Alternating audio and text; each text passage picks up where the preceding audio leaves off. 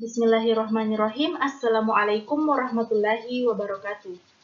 Baiklah, sebelumnya perkenalkan nama saya Fitri Ayu Lestari, NIM 20700119039 dari kelas Pendidikan Matematika A, jurusan Pendidikan Matematika, Fakultas Tarbiyah dan Keguruan, Universitas Islam Negeri Alauddin Makassar. Pada kesempatan kali ini, saya akan melaksanakan simulasi model pembelajaran kontekstual.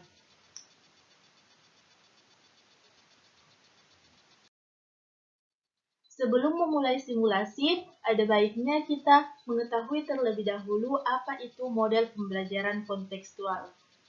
Jadi, model pembelajaran kontekstual merupakan model dengan konsep belajar yang membuat guru untuk mengaitkan antara materi yang diajarkan dengan situasi dunia nyata. Model mengajar ini dapat mengembangkan kemampuan sosial peserta didik karena dihadapkan pada situasi dunia nyata. Karena kita telah mengetahui apa itu model pembelajaran kontekstual, selanjutnya akan dilakukan simulasi model pembelajaran kontekstual pada materi aritmatika sosial. Baiklah, langsung saja kita mulai simulasinya.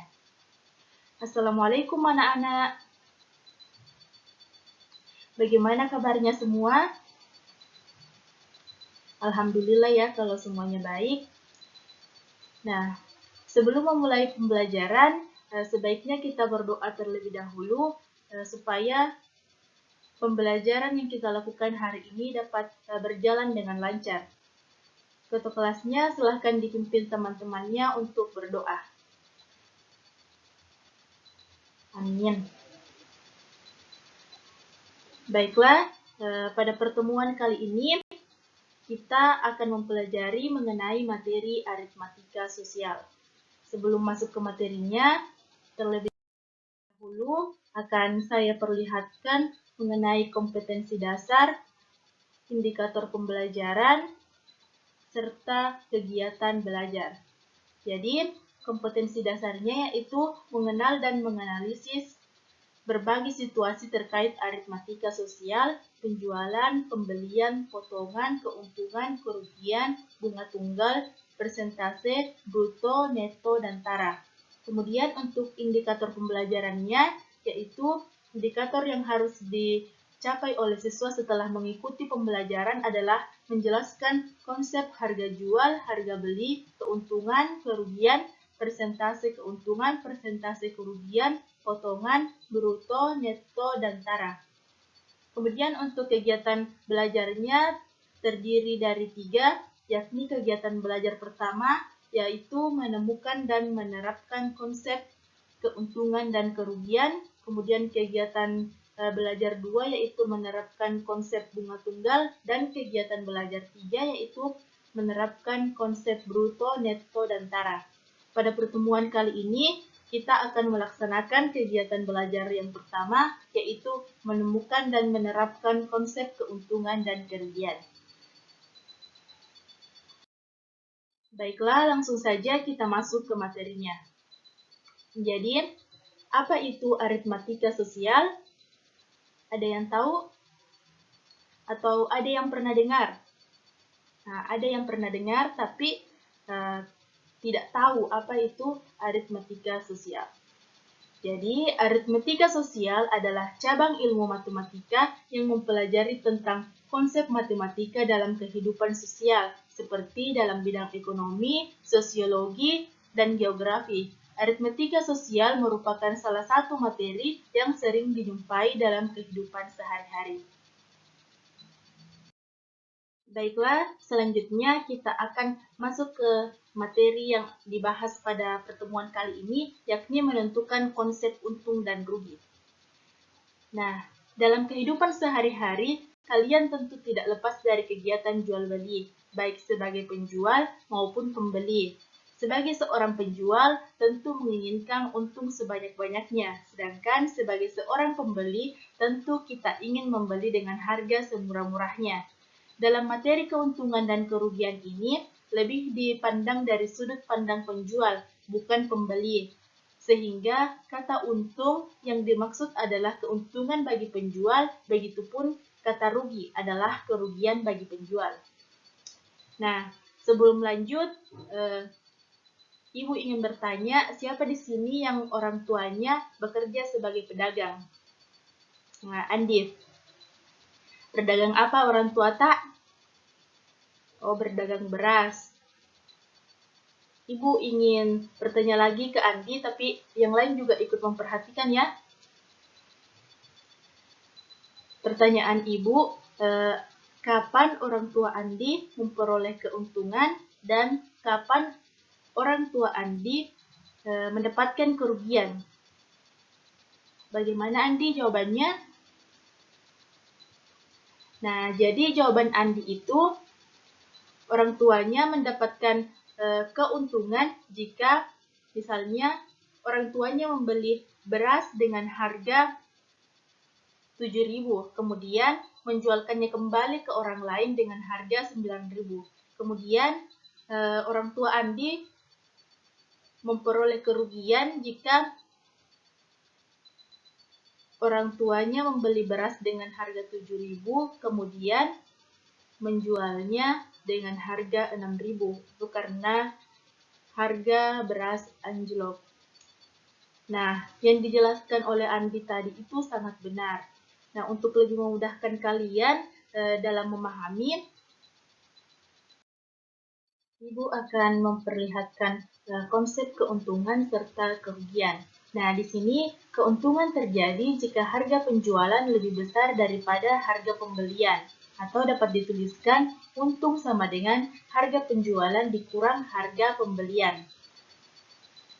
Nah, tadi orang tuanya Andi katanya mendapatkan keuntungan jika harga penjualannya sebesar 9.000 sedangkan harga pembeliannya sebesar 7.000. Jadi berapa keuntungan yang didapatkan oleh orang tua Andi setiap kilogram berasnya? Ada yang tahu? Ya, Vika, berapa jawabannya? Ya, betul sekali. Jawabannya adalah 2.000. Jadi, keuntungan yang diperoleh oleh orang tua Andi per setiap kilogram berasnya adalah Rp2.000. Nah, kemudian kita masuk ke kerugian. Kerugian terjadi jika harga penjualan lebih kecil daripada harga pembelian. Rugi sama dengan harga pembelian dikurang harga penjualan. Nah, tadi orang tua Andi mendapatkan kerugian jika harga pembeliannya sebesar 7.000, sedangkan harga penjualannya sebesar 6.000. Jadi, berapa kerugian yang diperoleh oleh orang tuanya Andi? Ada yang tahu? Ya, Ikram, berapa jawabannya? Iya, betul sekali. Jawabannya adalah 1.000. Jadi, orang tuanya Andi mendapatkan kerugian sebesar Rp1.000 per setiap kilogram beras. Nah, sampai di sini ada yang ingin ditanyakan? Ya, Danu, apa pertanyaannya? Nah, jadi pertanyaannya Danu itu, pada bulan lalu, Danu membeli sepeda seharga 500.000. Kemudian, kemarin dia menjualnya dengan harga 400.000. Apakah Danu mendapatkan untung atau rugi? Jadi jelas sekali bahwa Danu mendapatkan kerugian karena harga penjualan sepedanya lebih kecil daripada harga pembeliannya. Nah, berapa kerugian yang dialami Danu? Ada yang tahu?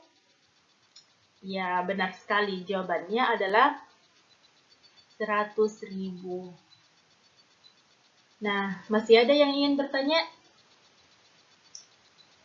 Ya, sudah tidak ada lagi ya. Nah, sampai di sini sudah dipahami materi tentang konsep untung dan rugi? Ya, alhamdulillah karena semuanya sudah paham. Baiklah, Ibu akan menunjuk satu orang untuk menjelaskan kembali mengenai konsep untung dan rugi. Aisyah, coba dijelaskan kembali konsep untung dan rugi. Ya, jadi sudah tepat sekali yang dijelaskan oleh Aisyah. manusia tadi. Nah, selanjutnya Ibu akan memperlihatkan contoh soal. Nah, di sini ada beberapa contoh soal ya. Nah, kalian akan mengerjakan contoh soal ini secara berkelompok.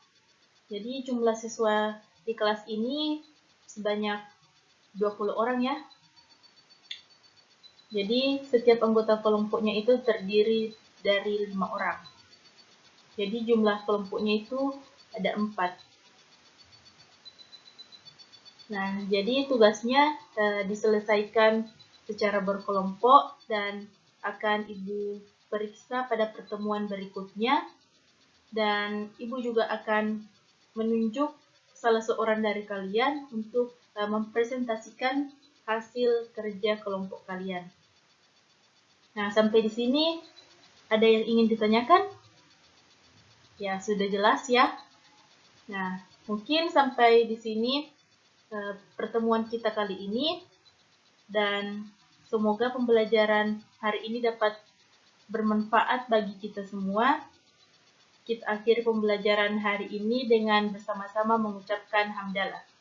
Alhamdulillahirrabbilalamin. Dan Ibu akhiri dengan ucapan wabillahi taufik wal hidayah. Wassalamualaikum warahmatullahi wabarakatuh.